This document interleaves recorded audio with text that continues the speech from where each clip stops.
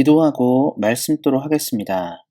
한 주도 은혜로 살게 하신 하나님, 오늘도 말씀의 풍성한 은혜를 부으셔서 우리 사랑하는 운세양교회 모든 성도님들이 하나님 안에서 평안과 위로를 얻게 하시기를 기도합니다. 이 시간 말씀을 통해 하나님을 만나기를 소망하며 우리를 구원하신 우리 주 예수 그리스도의 이름으로 기도하였습니다. 아멘. 함께 하나님의 말씀 보도록 하시겠습니다. 같이 읽을 하나님의 말씀은 구약성경 951페이지 전도서 4장 1절부터 3절까지 말씀입니다. 구약성경 951페이지 전도서 4장 1절부터 3절까지 말씀입니다. 내가 다시 해 아래에서 행하는 모든 학대를 살펴보았도다. 보라, 학대받는 자들의 눈물이로다. 그들에게 위로자가 없도다. 그들을 학대하는 자들의 손에는 권세가 있으나 그들에게는 위로자가 없도다. 그러므로 나는 아직 살아있는 산자들보다 죽은 지 오랜 죽은 자들을 더 복되다 하였으며 이 둘보다도 아직 출생하지 아니하여 해 아래에서 행하는 악한 일을 보지 못한 자가 더 복되다 하였노라. 아멘. 오늘은 고통하는 삶에 대한 위로라는 말씀의 제목으로 함께 은혜를 나누고자 합니다. 10여 년 전에 행복전도사로 유명했던 최윤희 씨와 그 남편이 동반 자살을 한 사건이 있었습니다. 그리고 평소에 방송을 통해서 행복에 대한 이야기를 하였던 그녀였기에 그 죽음은 많은 사람들에게 큰 충격을 주었습니다. 최윤희 씨와 그 남편이 죽음을 선택한 이유는 최윤희 씨가 앓고 있던 병인 루푸스로 인해서 생긴 것입니다.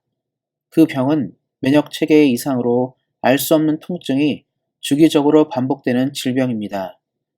최윤희 씨는 삶에서 나타나는 극심한 신체적 고통으로 사는 것보다 죽음을 선택하였습니다.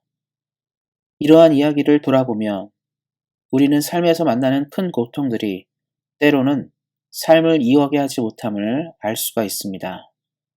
오늘 우리가 읽은 본문은 그래서 고통하는 인생들이 공통으로 표현하는 것이 있음을 언급하고 있습니다. 그것은 살아있는 것보다 죽는 것이 더 복되다라는 표현입니다. 성경은 왜 이러한 표현을 우리에게 하고 있는지를 우리는 생각해 볼 필요가 있습니다. 우리는 누군가의 장례식에 참여하면서 자주 듣는 표현이 있습니다. 이제 고통과 슬픔이 없는 이 세상을 떠나서 영원한 안식안에 들어가라는 말입니다. 사람이 죽은 이후에는 무엇도 그를 더 이상 아프게 하거나 고통스럽게 할 수 없기 때문이며 더 이상 삶에 대한 고민을 하지 않기 때문입니다. 그래서 어쩌면 많은 사람들은 삶의 문제를 벗어나기 위해서 극단적인 선택을 하는지도 모르겠습니다.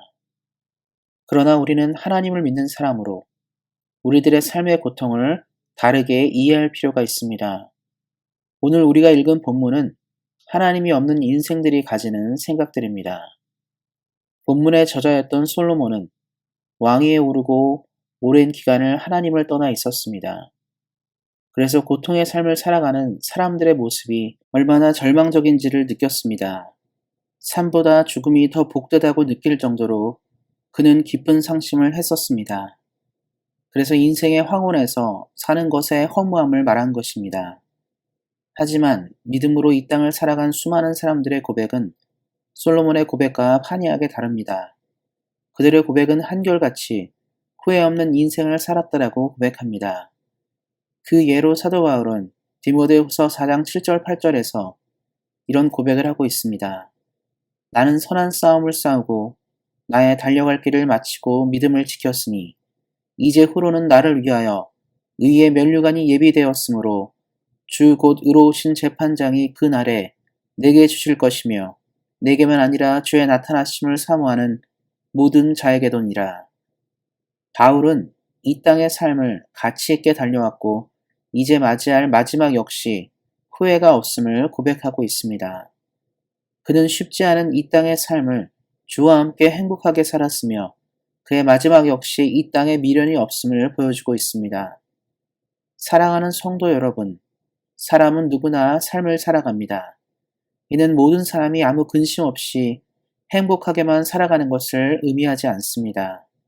남녀노소, 빈부 귀천을 막론하고 삶을 산다는 것은 고통입니다. 죄악된 세상을 살아가는 우리의 사람들은 언제나 신음합니다. 그리고 이 고통을 완전히 위로받고 이해받기란 불가능합니다. 그렇다면 우리는 이 고통의 삶 안에서 어떻게 위로를 받으며 살아갈 수 있을까요? 그래서 우리는 예수님을 기억하셔야 합니다. 사람은 누구나 자신의 문제를 완벽하게 넘어설 수 없습니다. 그것이 마음의 고통이든 육체의 고통이든 우리 스스로가 해결할 수 있는 성질의 것이 아닙니다. 그래서 우리에게는 절대자의 도움이 필요합니다. 시대가 발달하고 문명이 발전하고 수많은 과학기술과 의료기술이 성장함에도 종교와 철학의 역할이 더욱더 커지는 이유는 바로 인간 스스로가 구원을 갈망하기 때문입니다. 그리고 그 구원은 모든 종교가 베풀 수 있는 것이 아닙니다. 올바르고 참다운 진리만이 우리를 위로하고 해방시킬 수 있습니다. 바로 우리가 믿는 기독교가 그러한 진리를 가지고 있습니다. 하나님이 사람이 되셔서 자기 백성을 구원하시기 위해 친히 십자가에 달려서 인류의 죄악을 끊고 인간이 행복으로 나아갈 수 있는 길을 여셨습니다. 그래서 우리는 예수님을 믿고 사는 삶의 귀한 가치를 오늘도 만나고 있습니다. 말씀을 맺고자 합니다. 고통하는 삶을 우리는 피할 수 없습니다. 하지만 고통하는 삶에 대한 위로는 받을 수 있습니다. 예수님이 이 땅에 오신 이유가 여기에 있습니다. 힘이 들고 어려울 때마다 우리는 예수님을 기억해야 합니다. 우리 사랑하는 성도님들의 고난에 늘 함께 하시는 예수님이 오늘도 여기에 있습니다. 이를 기억하시고 언제나 우리들의 삶의 큰 위로자가 되시는 예수님과 함께 고통하는 인생을 넘어서서 늘 승리하며 살아가시기를 예수님의 이름으로 축원드립니다. 기도하겠습니다. 사랑의 하나님, 고통의 시대를 살아가는 우리 사랑하는 성도님들을 늘 기억하여 주시고 언제나 힘과 능력을 주셔서 고난을 감당하고 이겨내는 은혜를 베풀어 주시기를 기도합니다. 예수님께서 늘 우리의 보호자가 되심을 감사드립니다. 늘 언제나 우리가 예수님을 깊이 사랑하고 믿음으로 삶을 살아가게 하시기를 기도합니다. 오늘도 은혜를 내려주시는 하나님께 감사하며 우리 주 예수 그리스도의 이름으로 기도하였습니다. 아멘. 이어서 기도 제목 가지고 기도하는 시간 갖도록 하겠습니다. 먼저 내일 있을 주일 예배가 하나님께 영광을 돌리는 예배가 되도록 예배를 위해서 기도해 주시기 바랍니다. 그리고 우리 온세한교회가 우리를 불러신 하나님의 소명과 시대적 사명을 잘 감당하는 교회가 되도록 성령과 은혜가 충만한 교회가 되도록 교회를 위해서 기도해 주시기 바랍니다. 성령과 말씀이 충만한 목사님이 청빙되어질 수 있도록 담임 목사 청빙을 위해서도 기도해 주시기 바랍니다. 우리 안에 몸이 연약한 분들이 있습니다. 주 안에서 회복되는 역사가 있도록 하나님의 능력과 예수님의 보혈로 강건해지는 은혜가 있도록 이를 위해서 기도해 주시기 바랍니다. 그리고 선교지 미얀마에 하나님의 복음이 심어져서 소망인 땅이 될 수 있도록 기도해 주시고 이를 위해 헌신하고 수고하는 모든 사람들을 위해서도 기도해 주시기 바랍니다.